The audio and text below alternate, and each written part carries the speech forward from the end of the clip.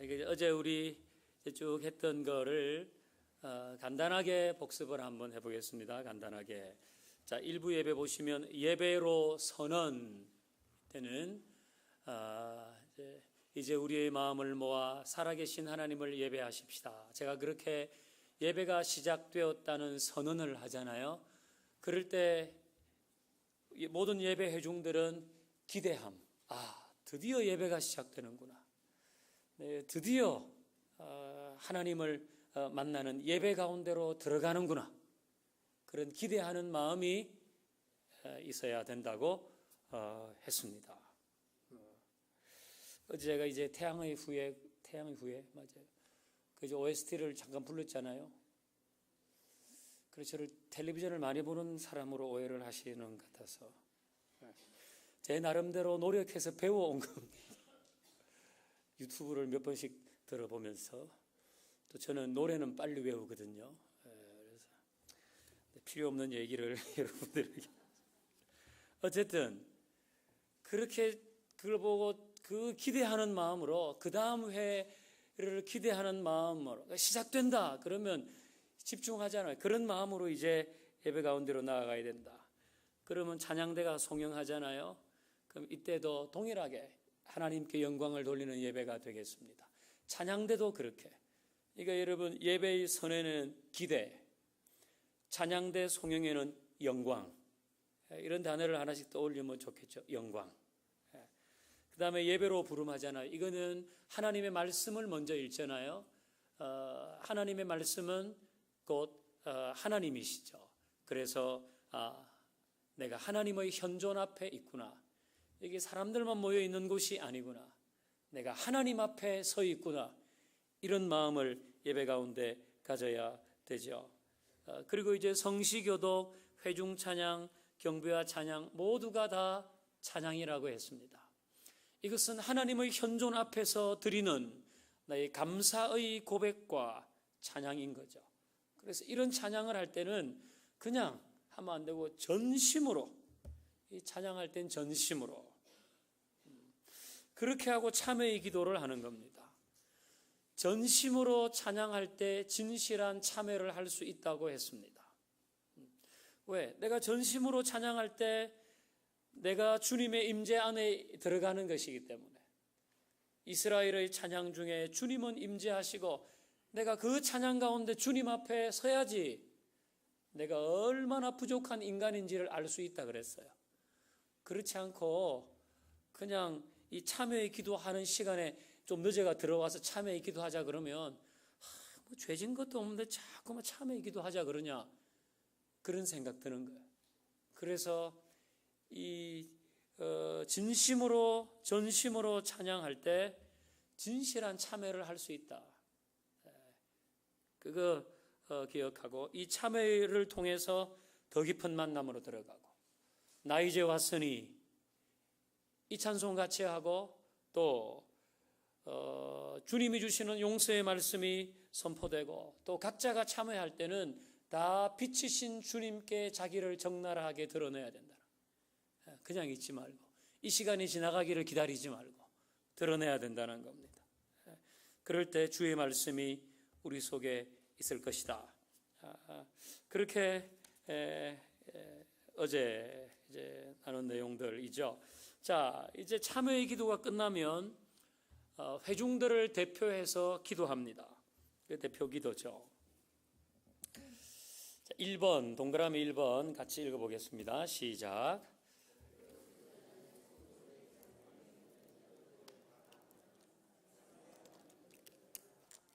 하며로 고쳐야 되겠네요. 하면 아니고 하며.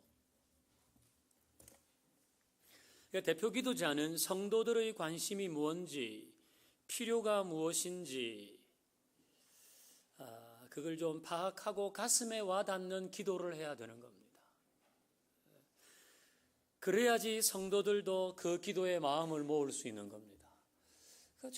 전혀 뭐 뜬금없는 기도. 주로 이게 어디서 보고 하면 그런 거예요. 그 기도를 충분히 자기의 기도로 소화하지 않은 채 그냥 급해가지고 어디서 그냥 $1, $2씩 막 가져와서 하면 이게 성도들의 마음과는 동떨어진 기도가 되어버리거든요. 이게 대표 기도자는 성도들의 삶이 형편이 어떤지 그거를 잘 파악해야 된다. 이제 여러분 대표기도 우리 뭐 장로님들도 하시고 권사님, 안수 집사님, 서리 집사님 다 이제 우리 대표기도를 하잖아요. 청년들도 대표기도 하겠죠. 할 때 뭐 다 잘 하시는데 우리 장로님들이 2부 예배 때 기도하시는 거는 여러분들이 그대로 보고 배워도 됩니다. 이건 뭐 그냥 제가 우리 장로님들 기분 좋아라고 얘기하는 건 아니고 우리 장로님들이 기도를 아주 건전하게 잘 하시는 겁니다. 필요한 내용들이 다 들어가 있고 그리고 기도할 때에 꼭 써야 할 표현들 뭐 좋습니다. 그러니까 장로님들의 기도를 기도는 저렇게 저런 내용을 넣어서 하는 것이구나.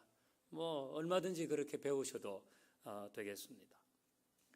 자, 그다음 동그라미 2번 같이 읽어보죠. 시작. 동일한 표현을 자주 사용하거나 내용이 지나치게 길지 않게 3분 이내로 하라 그랬어요. 3분 이내로 하라. 동일한 표현을 자주 사용하거나 근데 기도자는 때로는 자기가 이런 말을 쓰는지 안 쓰는지도 몰라요. 그 자기 기도를 녹음을 해서 들어봐야 돼요. 여러분이 정말 근데 이제 대표 기도를 앞으로 내가 정기적으로 자주 해야 될 사람이라 그러면 또 그렇지 않더라도 한 번은 들어봐야 돼요. 그러니까 이게 우리가 상투적으로 그냥 아무 의미 없이 넣는 이게 있거든요. 이 대표적인 것이 주여, 아버지 하나님, 하나님 아버지, 어떤 사람 아버지 주여, 주여 아버지. 그게 들어가지 않아야 될 텐데 그냥 상투적으로 이렇게 하는 거죠.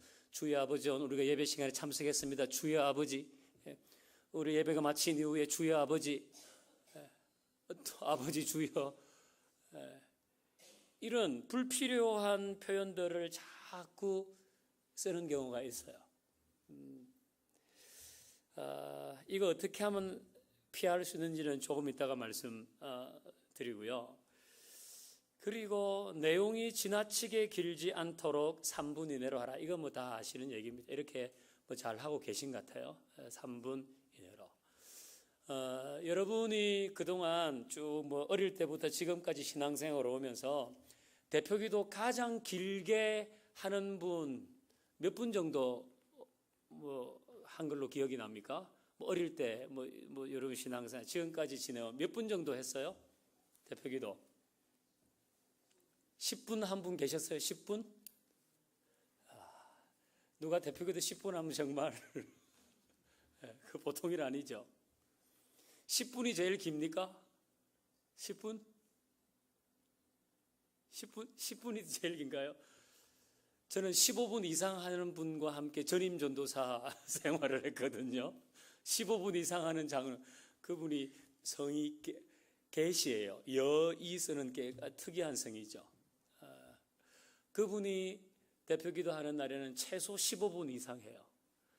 근데 그때 그 담임 목사님이 뭐 몇 번 얘기하지 않았겠어요, 장로님. 그런데도 그걸 못 고치고 작은 15분 이상 하세요. 그래서 어떻게 하는가 하면 딱 이 청년들이 이렇게 있다가 야 오늘 개장로님 기도야 딱 이렇게 하면 기도를 시작하는 순간 다 스르르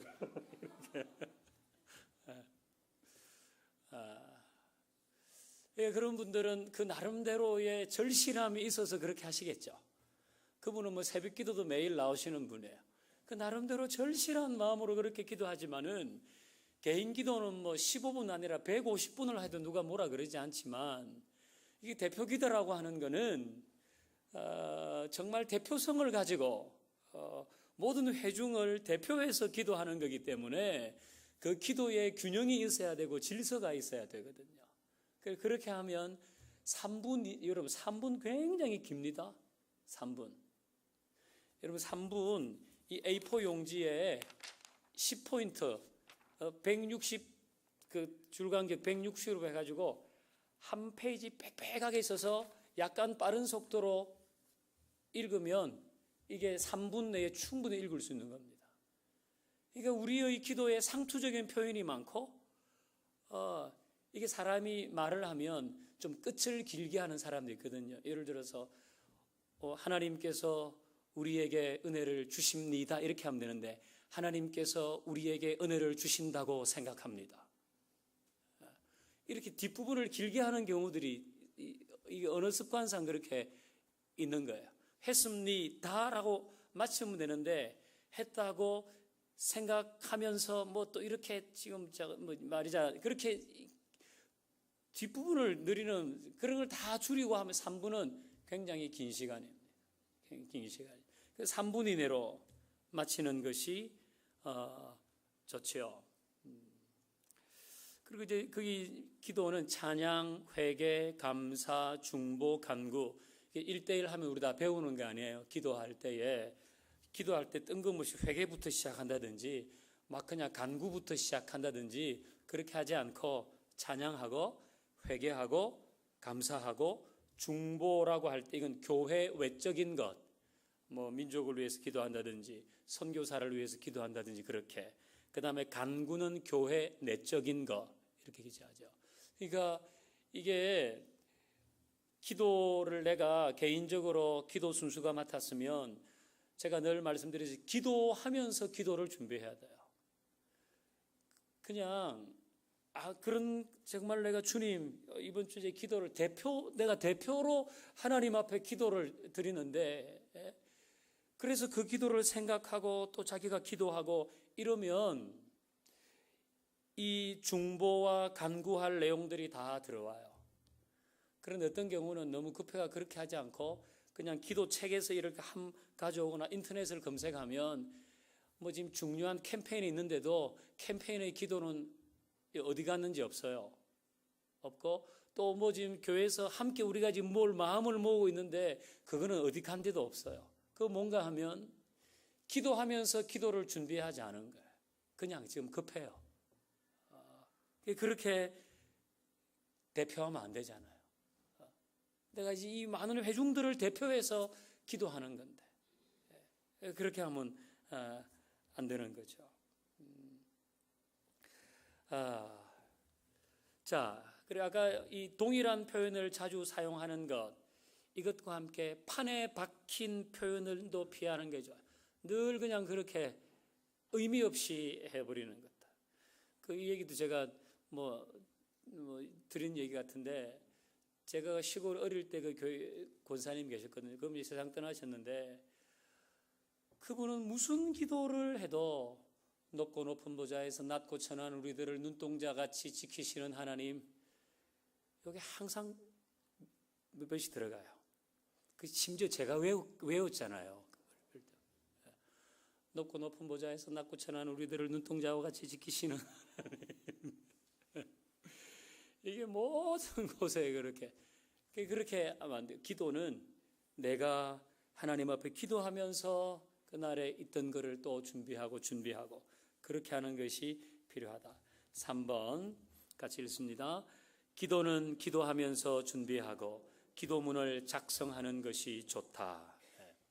자, 기도는 기도하면서 준비하는 것이 당연하고 인터넷이나 기도 서적을 참고할 수는 있으나 기도로 준비하는 마음을 담지 않으면 그건 허공을 뜨는 메아리와 같아요. 물과 기름처럼 이게 뭔가를 빙빙 돌아요. 그게 아무리 미사 여구가 있어도 빙빙 돈다고요. 기도는 그런 것들을 참고해야죠. 하지만 기도로 준비하지 않으면 딱 이 책을 보고 검색해 보니까 문장이 기가 막힌 거예요. 그래서 그걸 딱 이렇게 넣어도 그걸 정말 자기의 기도로 소화하고 하는 것하고 그렇지 않은 것은 여러분 완전 다른 겁니다. 그리고 즉흥적인 기도. 옛날에는 왜 그런 생각을 했는지 모르지만 대표 기도를 써서 하면 좀 영적인 권위가 떨어진다고 얘기할 때도 있었어요. 그걸 기도를 써서 하냐고 그냥 해야지. 마치 이게 무슨 좀 신앙적으로 좀 덜 성숙한 사람은 써서 하고 성숙한 사람은 안 쓰고 한다는 것처럼 그런 뉘앙스가 있거든요. 근데 대표 기도는 그렇게 하는 거 아닙니다.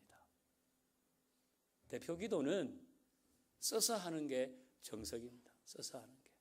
아예 그냥 이런 파일을 하나 딱 기도 파일을 딱 들고 와가지고 공식적으로 딱 열고 기도해도 그것도 얼마나 당당하고 멋지고 준비된 기도입니까? 그냥 꼬깃꼬깃 내고 펴서 하는 것보다는 어차피 대표 기도는 내가 준비하는 거 아니야. 내가 기도하면서 그 기도문을 내가 이 회중을 대표해서 하는 기도라고 마음을 먹고 그렇게 하면 얼마든지 내가 기도 준비해서 진짜 딱 이렇게 공식적으로 딱 와서 딱 펴고 다 같이 기도하겠습니다. 그것도 여러분 얼마나 좋은 기도입니까? 즉흥적인 기도하면 아까처럼 주여 아버지, 아버지 주여, 주여 아버지, 아버지 주여, 아버지 하나님 계속 자기도 모르게 나와요. 자기도 모르게. 자, 그 다음 제일 중요한 얘기입니다. 4번, 현재 예배의 자리에 계신 하나님께 기도하라. 기도는 하나님께 하는 거 아닙니까? 하나님께. 현재 예배의 자리에 계신 하나님께 기도해야 되는 거예요. 기도.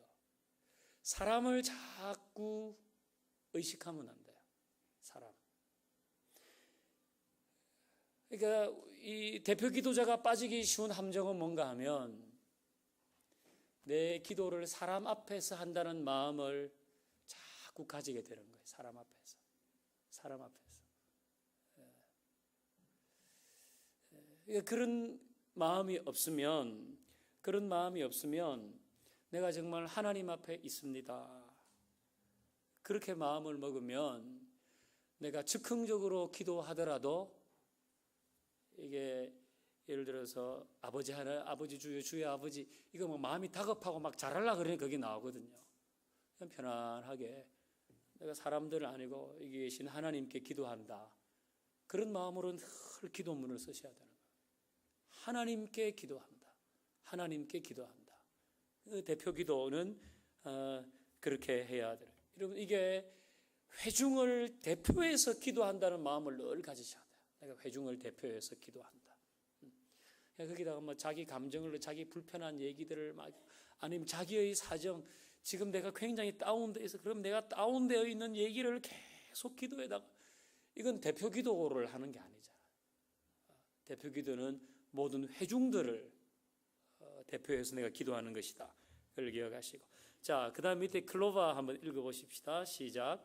자신의 대표 기도 순서를 확인하고 사수하라. 제발요. 제발요. 여기 오신 분들도 다 하시는 분들인가? 이게 항상 문제예요. 잘 하시는 분들 앞에 또 사수하고 확인하라니까 이게 문제 아니에요. 여러분의 가족이 있으면 사수하고 확인하도록 전달을 해 주세요. 그러니까 우리 부목사님이 죽을 지경이에요. 죽을 지경. 1년 전에 그거 다 예고해 줬는데 아니 1년 전에 해줬는데 그걸 1년에 대표기도를 뭐 10번씩 하는 것도 아니고 많이 해봐야 한 번, 두 번 하는 거 아닙니까? 그럼 1년 전에 예고를 해줬으면 날짜를 딱 동그라미 쳐가지고 그날은 다른 약속을 하지 않고 내가 그날 기도하려고 안다 그러면 본인이 다른 사람하고 바꾸세요. 본인이. 그러니까 우리 부교육자들이 죽을 맛이에요. 이것 때문에. 누가 하라면 뭐 하고. 그러니까 본인의 기도 순서를 확인하고 그걸 지켜야 되는 거예요. 지켜야 돼. 그거 그렇게 많은 거 아니죠? 아, 내가 기도 안 했어. 그리고 일부 예배 때 기도 좀 펑크내지 말고 잘 나오시라고요. 일부 예배 때. 그거 1년 전에 다 예고해 줬잖아요. 그리고 그 전주에도 다 예고해 주잖아요. 그럼 보고 그거 하셔야 되는 거예요. 자기의 내가 오늘 회중을 대표해서 기도하는 사람인데 그냥 안 와버려. 이게 무슨 이게 지금 이 예배 가운데 하나님이 계시고 이 예배가 우리가 어떤 마음으로 드려야 되는지 이런 게 많이 약해져 있는 거예요. 그냥 참석하고 없으면 다른 사람 대신하고 뭐 이렇게 여기에 비중을 두지 않으니까 이렇게 되어버리는 거예요. 여러분 꼭 하셔야 돼요. 그리고 이제 이건 제가 이제 우리 언젠가 항존직 분자들 대표 기도하는 항존직 분자들에게 다 말씀을 드렸는데 주일 1부, 2부 예배 때 대표 기도는 회개하는 내용을 반복하지 말라는 거예요. 왜? 조금 전에 우리 참회의 기도 다 드렸잖아요. 참회의 기도를 드리고 용서의 선언까지 다 했는데 또 대표 기도할 때에 회개하는 기도를 해요. 물론 그 마음은 알죠. 그 마음은. 제가 예배 순서 개편할 때에 우리 항존직 분자들을 모아서 다 말씀드렸습니다. 1부, 2부 기도할 때는 참회의 기도를 하기 때문에 회개하는 내용은 기도에서 빼셔도 됩니다. 물론 우리가 그 다음 날이나 또 하면 그 시간이 지나면서 우리가 또 하나님 앞에 범죄한 것을 가지고 은혜의 보좌 앞으로 나가지만 방금 참회의 기도를 마치고 대표 기도를 하는데 또 그걸 반복할 필요는 없는 거예요. 잘 기억하시고 1부, 2부 예배 때 대표 기도는 회개하는 내용을 반복하지 않습니다. 이게 이제 대표 기도를 하는 거죠. 자, 이제 오늘 보십시다. 오늘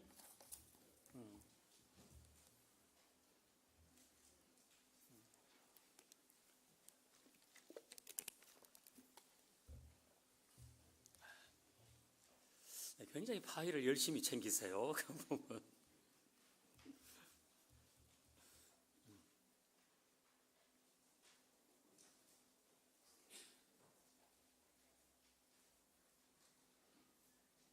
자, 이제 대표 기도가 끝납니다. 끝나고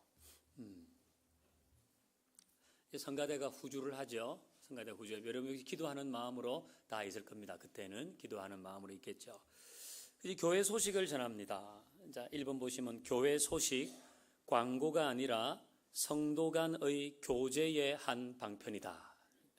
이제 이거 의미는 이제 어떤 분들은 예배 전에 교회 소식을 하기도 합니다. 예배가 시작되기 전에. 또 어떤 분들은 예배가 다 끝난 다음에 교회 소식을 합니다. 또 그렇게 해야 한다고 말합니다. 그런 경우는 그걸 광고라고 생각하는 거예요. 광고. 예배 중에 무슨 광고를 하냐. 그렇게 생각하지만 제가 예배의 순서 속에 교회 소식을 넣은 것은 이걸 성도의 교제라고 보는 겁니다. 성도의 교제.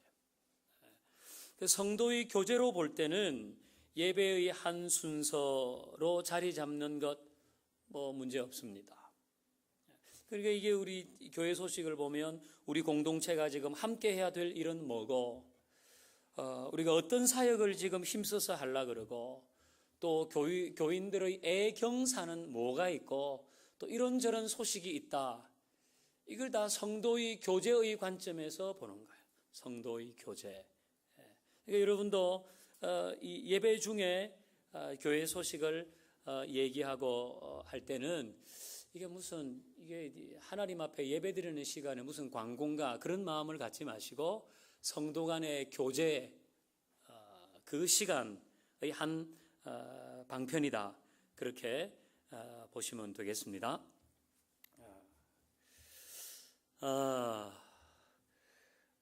제 얘기를 신뢰하셔도 됩니다. 그 다음에 이제 성경봉독 하죠. 성경봉독. 제가 성경봉독 할 때 늘 시작하는 이야기는 이 계시의 말씀이 선포될 때 살아계신 하나님의 음성을 들으시기 바랍니다. 이렇게 시작하고 말씀을 봉독합니다. 그러니까 이 계시의 말씀이 선포될 때 살아계신 하나님의 음성을 들으시길 바란다. 그러니까 이 성경 봉독은 단지 오늘 설교할 본문을 읽는 게 아니고 하나님께서 우리에게 계시해 주시는 그 하나님의 말씀을 읽는 거예요. 그러니까 오늘 설교 본문을 읽는구나. 오늘 설교 본문은 이렇게 하면, 그렇게 하면 내가 이 말씀을 읽는 거예요. 우리 마음가짐이 오늘 설교할 본문입니다라면 그걸 내가 같이 내가 읽는 거예요. 그 내가 읽는 게 아니라 계시의 말씀이 우리에게 선포되는, 그 하나님의 말씀을 듣는다는 입장을 가지고 성경 봉독 시간에 이 말씀에 귀를 기울여야 하는 거예요. 여러분, 이런 거는 이거 무슨 차이인데요? 굉장한 차이가 있습니다. 내가 하나님의 말씀을 그냥 지금 내 필요에 따라서 읽는 것이 아니라 이 예배 가운데 하나님께서 계시하시는 하나님의 음성으로 말씀을 통해서 자신을 보여주시는 하나님의 음성으로 들어야 된다는 거죠. 자, 그 아래 2번 말씀 우리 같이 한번 읽어보십시다. 시작. 에스라가 모든 백성 위에 서서 그들 목전에 책을 펴니 책을 펼 때에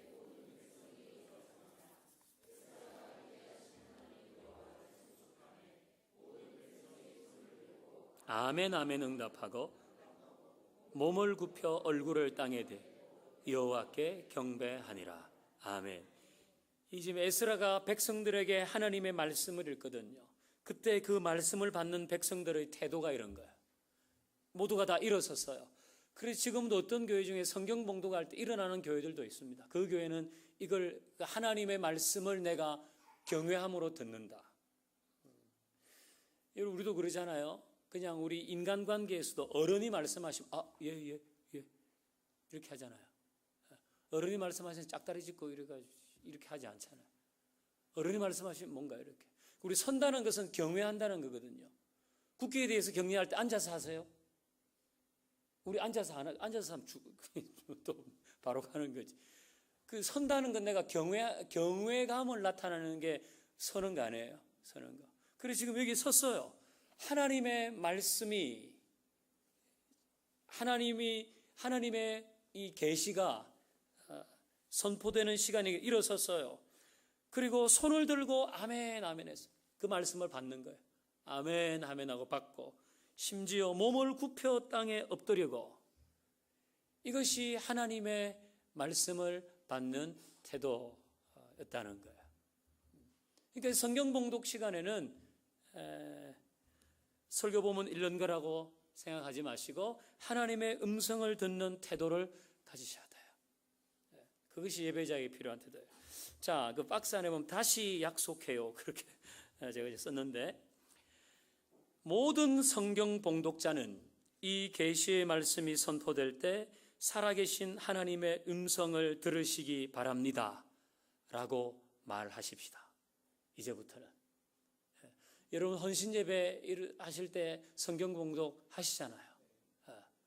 여러분, 교회 학교에서도 다 이렇게 가르치세요. 애들이 성경 봉독하는 시간이 되면 이건 설교 본문을 읽는 시간이 아니고 계시된 하나님의 말씀이 선포되는 것이다. 그러니까 이렇게 할 때 나는 목회자도 아닌데 내가 이렇게 하면 사람들이 나를 건방지다고 하지 않을까? 이제 우리 약속했으니까 건방지다고 하지 않을 겁니다. 약속했으니까 누구든지 간에 이 계시의 말씀이 선포될 때 살아계신 하나님의 음성을 들으시기 바랍니다. 이렇게 말해요. 그러면은 아멘하고 또 성경 봉독이 끝난 다음에도 아멘하는, 이건 아멘은 지금 우리 하고 있잖아요. 제가 이 계시의 말씀이 선포될 때 살아계신 하나님의 음성을 들으시기 바랍니다 할 때 2부 예배에서 아멘 제일 크게 하는 사람이 있어요. 제가 여기에서 이 계시의 말씀이 선포될 때 살아계신 하나님의 음성을 들으시기 바랍니다 하면 성가대 제일 이쪽 끝에서 아멘 해요. 송영기 집사님이에요. 언제나 제일 크게 아멘 해요.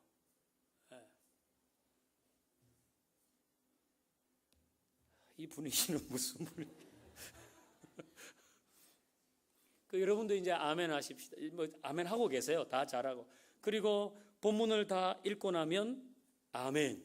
이 하나님의 말씀을 그렇게 받아쳐. 우리가 지금 일어서고 몸을 굽히고 그렇게 하지는 않고 우리는 아멘 하자고요. 아멘.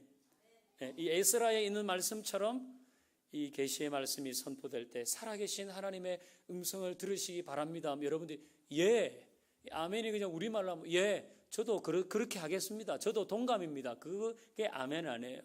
그리고 이 말씀이 다 선포되고 난 다음에 다 같이 아멘 하는 거. 우리 다시 약속하는 겁니다. 다시 약속하고. 자, 그 아래는 제가 말씀드렸죠. 설교 본문을 듣는 마음으로 하지 말고 하나님의 음성을 듣는 태도로. 그 다음에 아래 우리 4번 같이 읽어봐요. 시작. 성경 봉독자는 준비된 봉독이 되도록 정확한 발음을 위하여 반복하여 읽고 성경 통독 시 성경을 단순한 글이 아니라 하나님의 말씀으로 읽어라. 성경 봉독 시, 동독이 아니라 봉독으로 고쳐주십시오. 자, 성경 봉독자는 여러 번 읽으셔야 돼요. 여러 번. 충분히 익숙해지도록 여러 번 읽고, 그리고 정확한 발음, 단순한 글을 읽는 게 아니라 하나님의 말씀을 읽는 것이다. 사람이 마음가짐이 다르면 그게 반드시 밖으로 나타나게 되어 있습니다. 하나님 우리 인간을 그렇게 만드셨거든요. 내 마음가짐이 밖으로 다 나타나게 되어 있어요. 그러니까 이게 하나님의 말씀을 읽는다는 마음으로 그렇게 또박또박 말씀을 봉독하는 사람이 그 말씀을 입으로만 뭐 있어요? 뭐 어디 있어요? 뭐 갑자기 그러므로 말씀이 하나 생각이 안 나. 이렇게 뭐 없어요? 요한복음 3장 16절을 한다시피 그럼 하나님이 세상을 이처럼 사랑하사 독생자를 주셨으니 이렇게는 좀 생각하면서 내가 이게 하나님이 나에게 주시는 말씀, 하나님이 세상을 이처럼 사랑하사 독생자를 주셨으니 이는 저를 믿는 자마다 멸망치 않고 영생을 얻게. 이렇게 읽어야 되나? 이렇게. 그리고 이제 성경 봉독하는 사람이 있을 때 만약에 느헤미야 8장 5절부터 6절 말씀입니다. 찾을 시간을 줘야죠. 자기는 찾아왔지만 다른 사람 아직 안 찾았다고요. 자기는 찾아왔으니까 금방 읽을 수 있지만 다른 분들한테는 찾을 시간을 줘야 돼요.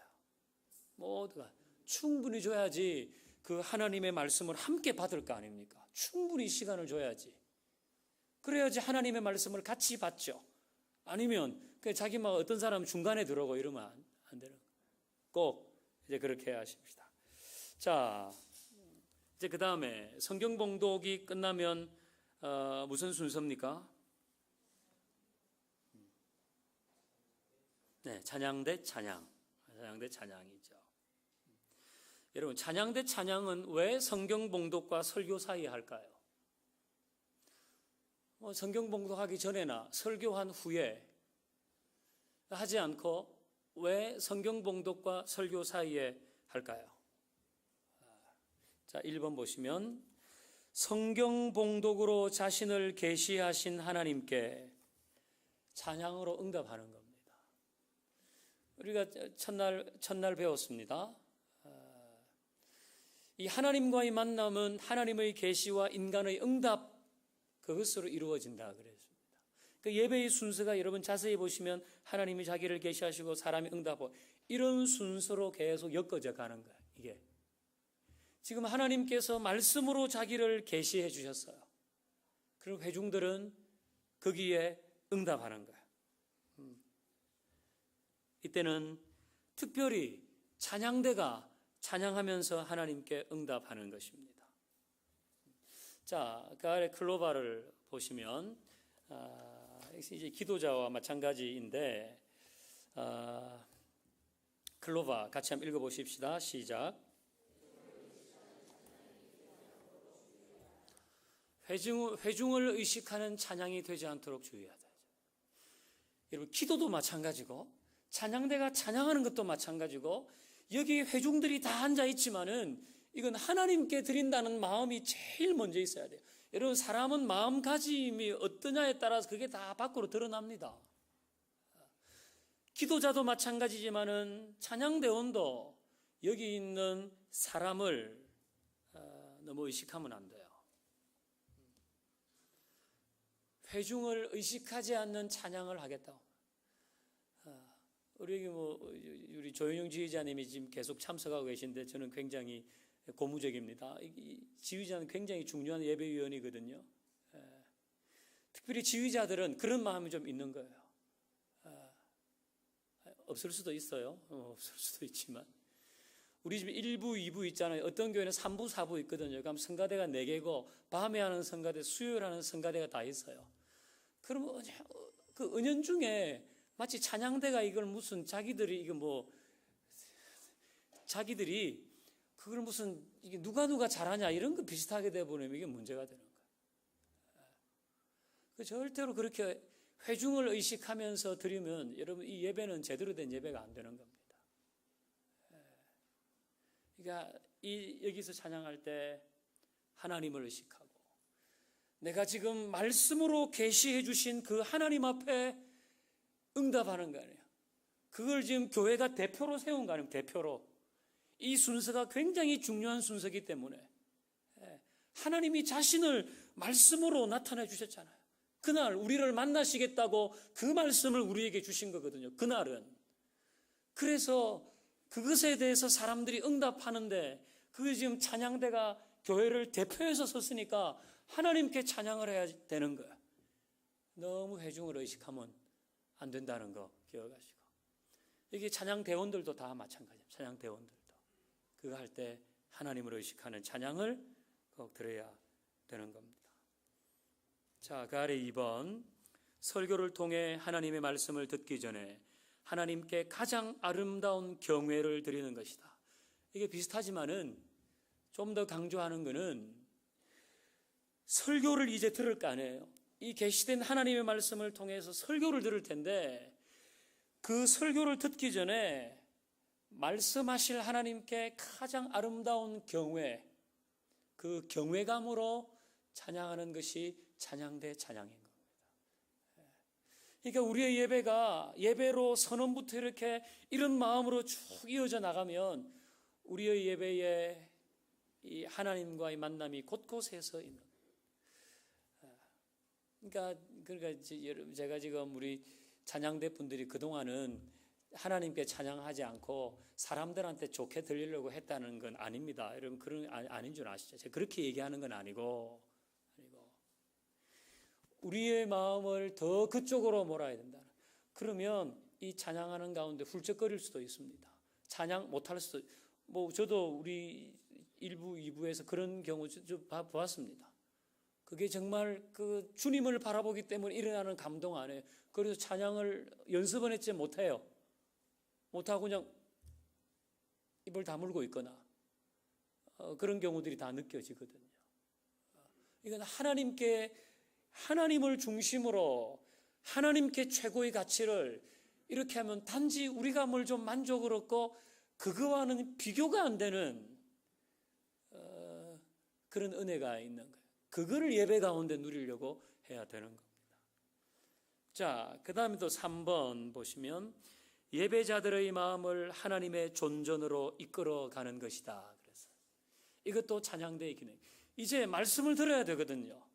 그때 모든 회중들의 마음을 하나님 앞으로 이끌어가야 되는 거예요. 이끌어가는 거예요. 그 찬양대는 늘 이런 마음을 가지고 있어야 돼요. 늘 이런 마음. 또 같은 얘기 4번 보면 예배자들이 하나님의 말씀을 경청할 수 있도록 마음의 그릇을 준비시키는 겁니다. 그냥 단순히 그 순서에 하는 건 아니고 이게 성경 봉독과 설교 사이에 이 찬양대 찬양이 있는 중요한 이유인 것입니다. 그래서 이제 그 아래 이제 클로버와 또 이제 이게 스페이드를 보면 클로버 보면 찬양 대원들은 예배자로 노래하라. 예배자로 노래. 찬양 대원들은 내가 예배자다는 마음. 그러니까 이걸 우리 앞에서 배운 대로 하면 음악에 최고의 가치를 두지 말고 하나님께 최고의 가치를 둬야 돼요. 음악에 최고의 가치를 두지 말고 하나님께 최고의 가치를 두라. 저는 우리 교회 찬양대는 하나님께 최고의 가치를 두는데 많이 가깝다고 생각합니다. 근데 왜 여러분도 1부, 2부에 참석해 보시면 알잖아요. 얼마나 이게 마음을 다해서 찬양합니까? 여러분 보시는 대로 이 하나님께 최고의 가치를 두는 쪽에 가까워요. 근데 더 가까이 가야 되는 겁니다. 더 가까이 가야 되는 거. 여러분 우리 이제 교회로 이렇게 이사를 하거나 그래서 우리 교회에 등록하시고 신앙생활 하시는 분들이 많은데 여러분들이 다른 교회에서 그 성가대를 해보셨을 때는 음악에 최고의 가치를 둔다는 느낌을 받아본 적도 많을 겁니다. 찬양대는 그렇게 하면 안 되는 겁니다. 자, 그 다음에 우리 스페이드는 같이 읽어봐요. 시작. 아름다운 화성보다 더 아름다운 경건 생활을 유지해라. 자, 화살표도 보이지 않는 곳에서의 경건 생활이 보이는 곳에서의 영적 신비를 만듭니다. 이 분명합니다. 그러니까 아름다운 화성보다 더 아름다운 경건 생활을 유지해야 돼요. 제가 자꾸 찬양대원들한테 이렇게 하는 이게 매우 중요한 시간이기 때문에 그런 거예요. 매우 중요한 시간이에요. 아름다운 화성보다 더 아름다운 경건 생활을 유지해야 돼요. 우리 예배를 가시면 기쁜 소리 찬양단 앞에서 하잖아요. 앞에서 해요. 기쁜 소리 찬양단 또 여기 우리 두 찬양대 있는데 저는 이 무게가 똑같다고 봅니다. 무게가 똑같다고 봐요. 그러니까 여기 앞에서 서는 사람들은 좀 더 적나라하게 자기가 드러나요. 교인들 앞에. 여기는 그래도 이렇게 옆으로 서 있거나 자기가 좀 적나라하게 안 드러나잖아요. 사실 보면. 그래서 앞에 선다는 건 사실 쉬운 게 아니거든요. 이게. 그러니까 이게 기쁜 소리 찬양단이든지 이 임마누엘이나 할렐루야 찬양대든지 간에 우리가 준비하는 아름다운 음악보다 더 아름다운 경건 생활을 내가 하겠다 그 마음 없으면 이게 여러분 이 영적인 신비 없습니다. 보이지 않는 곳에서의 경건 생활이 보이는 곳에서의 영적 신비를 만듭니다. 이건 제 경험입니다. 제 경험. 이거 제 책에서 코테이션 한 거 아니라 제 경험이거든요. 이거 저도 그래요. 제가 보이지 않는 여러분 안 보는 데서 띵까띵까하고 놀다가 이렇게 하면 영적인 그런 게 안 나타나요. 그래서 늘 힘이 들고 이제 그런 거죠. 그러니까 보이지 않는 곳에 이거는 교사도 마찬가지, 소그룹 리더 헬퍼 마찬가지, 다 마찬가지입니다. 보이지 않는 곳에서의 경건 생활, 그게 보이는 곳에서의 영적인 신비를 만든다는 것을 분명히 알아야 됩니다. 이거 영적인 것이기 때문에 반드시 나타납니다. 그 찬양대원들 꼭 기억하고 그래서 기도 생활하거나 예배 생활, 큐티 이제 앞으로 하는 것 이런 것들을 통해서 자기의 경건함을 잘 간직해. 왜? 대표잖아요. 대표로 찬양하는 거 아니에요. 대표로. 특별히 앞에 서는 사람은 회중들을 하나님 앞으로 이끌어가는 인도자들이에요. 다. 그러니까 더 중요한 거예요. 여기서 탁 막혀 있으면 회중들이 하나님 앞으로 못 나간다고요. 여기서 지금 딱 막히는데 기량은 뛰어나지만은 보이지 않는 곳에서의 경건 생활이 없으면 여기서 딱 막힌다고요. 회중들이. 그러니까 그거 매우 중요해요. 이건 여러분 뭘 하든지 마찬가지입니다. 나한테서 딱 막히고 애들이 내가 교사인데 내 보이지 않는 곳에 영적인 생활 없이 애들 앞에 서면 애들이 하나님 앞으로 못 나가고 나한테서 딱 막혀요. 못 가요. 하나님 앞으로. 굉장히 중요하다고 생각하고 근데 반대도 있어요. 내가 보이지 않는 곳에서의 경건 생활을 이렇게 하면 이거 나는 진짜 죽을 생각 같은데 사람들은 다 그 속에서 영적인 신비를 봐요. 언제나 반대도 있는 거예요. 여러분 제가 찬양 인도자로 저는 청년 시절을 보내고 교육 전도사도 그렇게 했거든요. 그래서 그때에 제가 제대를 88년도에 했는데 그때 우리나라에서 경배와 찬양 운동이 일어났어요. 시작됐어요. 그때 두란노 경배와 찬양이 시작되는 게 87년인가 그렇거든요. 그래서 그때 대한민국에 있는 모든 교회들이 세운상가 가서 스피커와 앰프와 신디사이저를 구입하는 게 소원이었어요. 그 정도로 대단한 여러분 다 아시겠죠. 그래서 그때는 곳곳에서 세미나를 많이 했습니다. 찬양팀들끼리 모여서 컨퍼런스하고 서로 예배 인도하고 이렇게 했거든요. 그래서 언젠가 지금 횃불회관에 모였어요. 저는 이제 시골 우리 문창교회에서 이제 올라오고 이렇게 몇몇 교회가 해서 이제 그렇게 하면 교회별로 돌아가면 예배 인도를 하는 거예요. 예배 인도를. 근데 그때 어떤 일이 있었는가 하면, 작은, 이게 뭐 교회, 서울에는 큰 교회 예배팀이 나왔어요. 그래서 뭐 대단한 이 세션들과 이렇게 찬양을 이렇게 쫙 했어요. 근데 뭔가 좀 이상하고 뭐 그렇게 이제 해버렸어요. 그 또 이제 또 다른 팀은 한 팀 나왔는데, 우리가 보기에는 좀 그냥 이렇게 뭐 이게 뭐 없어요. 세션도 간단하고 이렇게 했는데, 거기에는 뭔가 있는 거예요. 사람들이. 그래서 그 서울의 그 큰 교회 그 예배 인도자는 저랑 좀 알거든요. 그래서 만나니까 오늘 좀 이상하고 이래가지고 내가 그래가지고 하나님 왜 이게 이렇습니까? 그 아까 거기 좀 어설프게 한데 사람들이 막 반응하고 이랬는데 우리가 한 데는 왜 그렇습니까? 자기가 푸념을 했다는 거예요. 그러니까 하나님이 뭐라고 말씀하셨는가 하면, 걔는 나하고 친해, 이렇게 분명히 하나님께서 말씀하셨다는 거예요. 자기한테.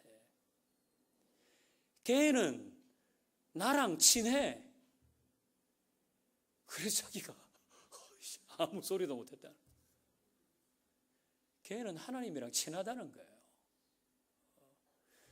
보이지 않는 곳에서의 경건 생활이 보이는 곳에서의 영적인 신비를 만드는 것을 여러분 반드시 기억하셔야 되고, 특별히 내가 예배 가운데 대표로 뭘 한다, 이건 말할 거 없는 거예요. 내가 대표를 하는데 그 사람이 안 되면 이게 다 턱턱 막히는 거 아니에요. 대표기도 내가 대표로 하는데 보이지 않는 곳에서의 영적인 생활이 없이 그냥 나와서 해야 되니까 하면, 그 대표기도 하는 순서들이 다 회중들이 하나님 앞에 마음을 못 먹고 거기서 다 무너져 버려요. 툭툭 부딪혀가 다 떨어져 버려요. 설거지인 제가 보이지 않는 곳에서 경건 생활하고 맨날 자전거 타러 다니고 놀러 다니고 어디 다니고 이러다가 설교 시간 돼서 뭐 하나 이렇게 가져와가지고 이렇게 하면, 그 시간에 여러분들은 다 여기서 툭툭툭툭 막혀가지고 하나님 만나는 거는 뭐 꿈도 못 꾸는 거예요. 보이지 않는 곳에서의 경건 생활, 그게 보이는 곳에서의 영적인 신비를 만든다는 것을 늘 기억하시고, 예배 때 특별히 중요하다는 마음을 꼭 가지셔야 되는 거예요. 자, 이제 4번 설교. 설교는 하나님의 말씀을 선포하는 겁니다. 성경 봉독한 말씀을 현대의 언어로 회중들에게 다시 해석해 주고 그들의 생활 속에 구체적으로 적용하도록 하나님의 말씀을 선포하는 것. 뭐 이건 다 아시죠? 이게 설교란 걸 여러분이 다 아실 겁니다. 1번. 사람의 말이 아닌 하나님의 말씀으로 들으라. 그 아래에 있는 데살로니가 전서 2장 13절을 같이 읽어보겠습니다. 시작. 이러므로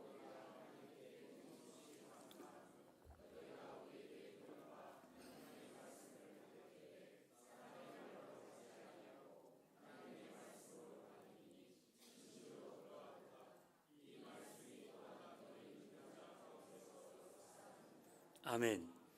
자, 데살로니가 교회 사람들은 어떻게 했냐면, 바울이 그들을 생각하면서 끊임없이 감사한다 그랬어요. 너희들한테는. 이유는 너희가 우리에게 들은 바 하나님의 말씀을 받을 때 사람의 말로 받지 아니하고 하나님의 말씀으로 받았다는 거예요. 그래서 바울은 이것 때문에 늘 감사한다 그랬습니다.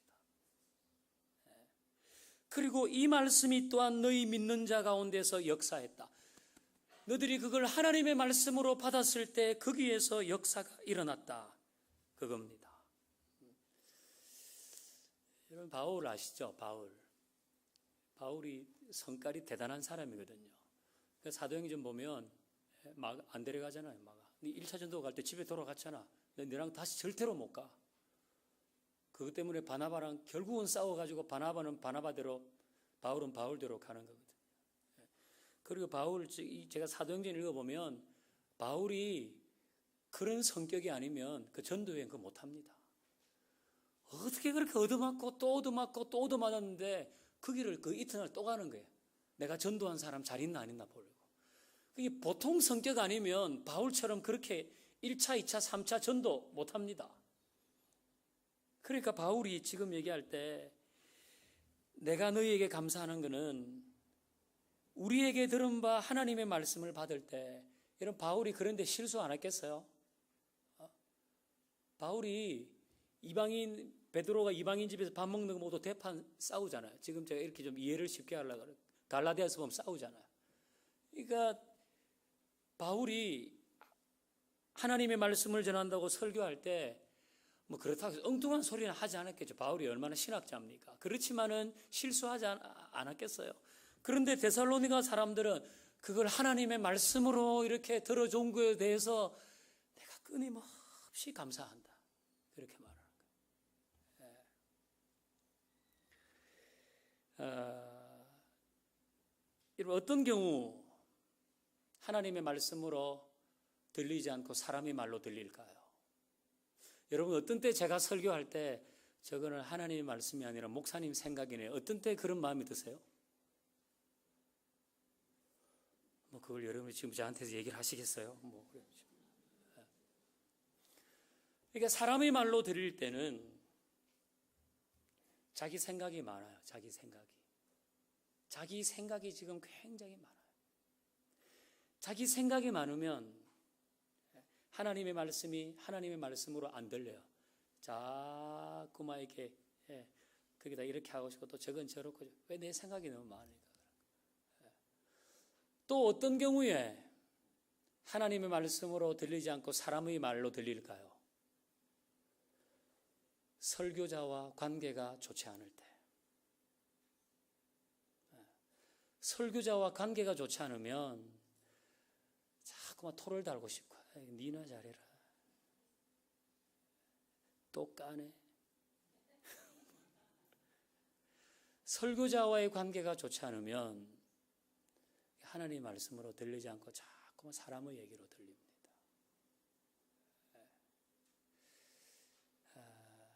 그러니까 설교자에게 잘못이 없다고 할 수 없겠죠. 저는 이렇게 생각하거든요. 저는 설교자나 목사나 주의 종이 잘못한 것은 하나님이 반드시 혼을 내신다고 생각합니다. 반드시 혼을 내십니다. 저는 그거 많이 봤거든요. 근데 사람이 그거 하려고 그러면 그 사람 같이 혼납니다. 그래서 저희 외할아버지가 고응호 장로님이셨거든요. 그 마산 문창교회 주기철 목사님 있을 때 같이 이제 계시다가 시무장로 되셨는데 우리 할아버지가 돌아가실 때 우리 외삼촌들, 저희 외삼촌을 다 불러서 모아서 한 얘기가 그거예요. 절대로 목사님한테는 삿대질 하면 안 된다. 그걸 우리 할아버지는 봤어요. 우리 할아버지는 봤어요. 하나님이 혼내십니다. 반드시. 제가 보니 거의 그런 것 같아요. 그러니까 지금 이제 여기에 설교를 들을 때 여러분도 저랑 별로 좀 뭐 어떻게 하다 보니까 좀 섭섭한 게 있고 또 마음에 안 드는 게 그럴 수 있겠죠. 그렇지만 그것 때문에 하나님의 말씀을 매주 사람의 이야기로 들으면 거기에는 이 오늘 데살로니가 전서 읽었듯이 가운데 역사가 없어요. 여러분이 정 힘을 저를 찾아오세요. 목사님 이렇게 해서 하면 그럼 제가 얘기를 하고 사람은 얘기를 하면 오해가 좀 풀리거든요. 그래서 이걸 하나님의 말씀으로 들어야지 이걸 매주마다 그거 안 되는 그거 안 해도 이렇게 하면 예배 가운데 참석해서 하나님이 지금 그날 우리에게 자신을 계시하시는 그 시간에 이건 엄청난 오류를 범하는 것이 되는 거예요. 여러분 제가 설교할 때 제일 조심스러운 사람이 누군지 아세요? 장로님? 아닙니다. 예를 들어서 우리 교회 신학교 교수가 예배마다 참석한다고 하십시다. 그 사람 제일 조심스럽지 않습니다. 아니면 제 설교를 듣고 토를 다는 사람 전혀 조심스럽지 않습니다. 누가 제일 조심스러운가 하면 진짜 제 설교를 하나님의 말씀으로 듣겠다고 하는 사람이 있어요. 그런 사람들 저 제일 조심스럽습니다. 어떤 때는 약간 무섭다고 해야 되나요? 그러니까 제가 1부, 2부 설교할 때 제 집사람하고 우리 큰딸하고 둘째 딸이 매주 설교를 듣습니다. 근데 여러분 자녀도 그렇겠지만은 우리 집 사람, 우리 애들은 제가 콩으로 메주를 쓴다 그러면 그거 맞는 얘기인가? 팥으로 메주를 쓴다 그래도 그걸 그대로 다 그대로 다 받아들일 애들입니다.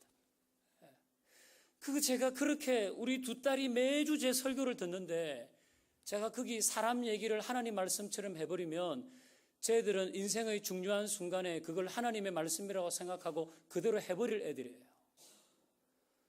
그럼 그게 독이잖아요. 그만큼 제가 조심한다는 겁니다. 그만큼 조심하고 또 조심하고. 이걸 하나님의 말씀이라고 이게 그런 마음으로 듣고 있으면 내가 이거 정신 차려야지. 엉뚱한 괜히 얘기해서 엉뚱한 소리하고 이렇게가 되는 게 아니야. 그러니까 설교는 사람의 말이 아닌 하나님의 말씀으로 들어야 되는 거. 이게 그날 우리에게 자신을 계시해 주시는 하나님의 말씀인 거죠. 자, 그 다음에 2번. 나에게 주시는 말씀으로 들어야 돼요. 이건 무슨 얘기인 줄 아시죠? 설교 시간에 자꾸만 두리번 쳐다봐요.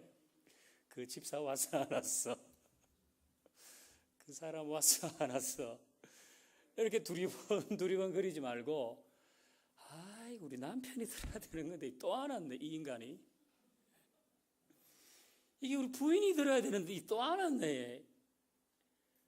여러분 그 설교는 나에게 주시는 하나님의 말씀으로 듣는 거예요. 그 대표적인 그거 아니에요. 에베소서 6장에 있는 말씀.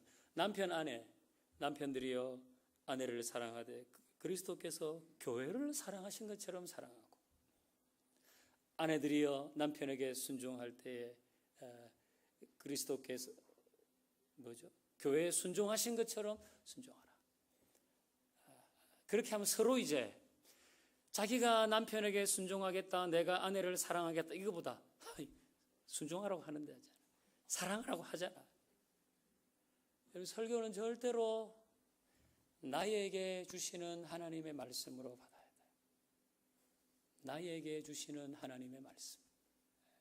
그래야지 그 속에서 하나님과의, 내가 응답해야지 왜 자꾸 남 보고 응답하라 그러냐고요.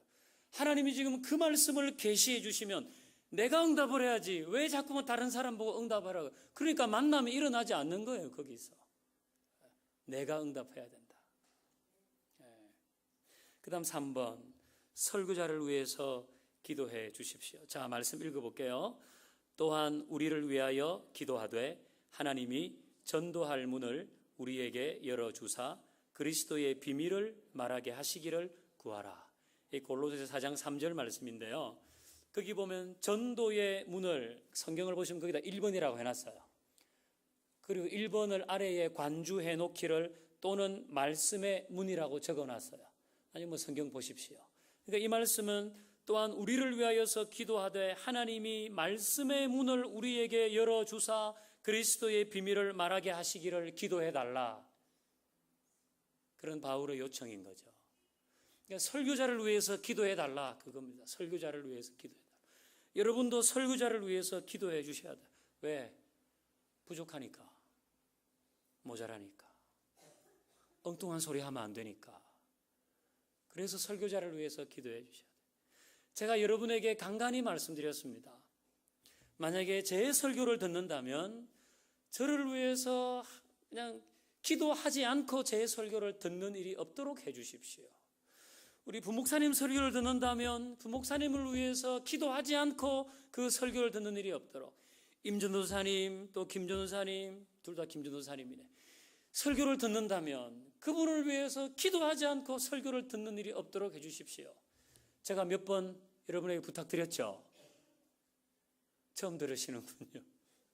들어보셨을 거예요. 몇 번 제가 말씀드렸습니다. 설교자를 위해서, 지금 바울도 자기에게 말씀의 문이 열리도록, 그래서 그리스도의 비밀을 알게 해달라고 기도해달라고 그러잖아요. 그래서 대표 기도할 때 설교자를 위해서 기도해야 되는 거예요. 어떤 분은 대표 기도할 때 설교자를 위해서 기도를 안 하세요. 그 저한테 마음이 좀 상했나? 네 일은 네가 알아서 해라 이거예요. 그래서 대표 기도할 때도 설교자를 위해서 기도해야 되는 거예요. 이게 말씀의 문이 열리도록 기도해 달라고 지금 바울이 부탁하잖아요. 이거는 뭐 교회에서 그럼 설교자가 제일 중요하니까 여러분 중요하다고 하는 표현은 옳지 않아요. 제가 말씀드렸죠. 예배에서 설교가 제일 중요하다, 제일 중요하지 않아요. 그렇게 표현할 수 없어요. 설교자가 제일 중요하다 그렇게 표현하면 안 돼요. 정확한 표현은 영향력을 끼치니까. 영향력을 끼치니까. 여러분이 제 설교를 일주일에 최소 25분 내지 30분 듣잖아요. 여러분 그거 굉장한 겁니다. 제가 엉뚱한 소리 자꾸 해서 여러분을 엉뚱한 대로 몰아가면 여러분 1년 정도 되면 다 글로 갈지도 몰라요. 안 갈 자신이 있으시군요. 그래서 기도를 해 주셔야 되는 거예요. 모자라니까, 부족하니까, 엉뚱한 소리 하면 안 되니까 꼭 기도해 주셔야 되는 겁니다. 자, 이제 오늘 여기까지 하고 이제 조금 남은 순서는 내일 다 하도록 하겠습니다.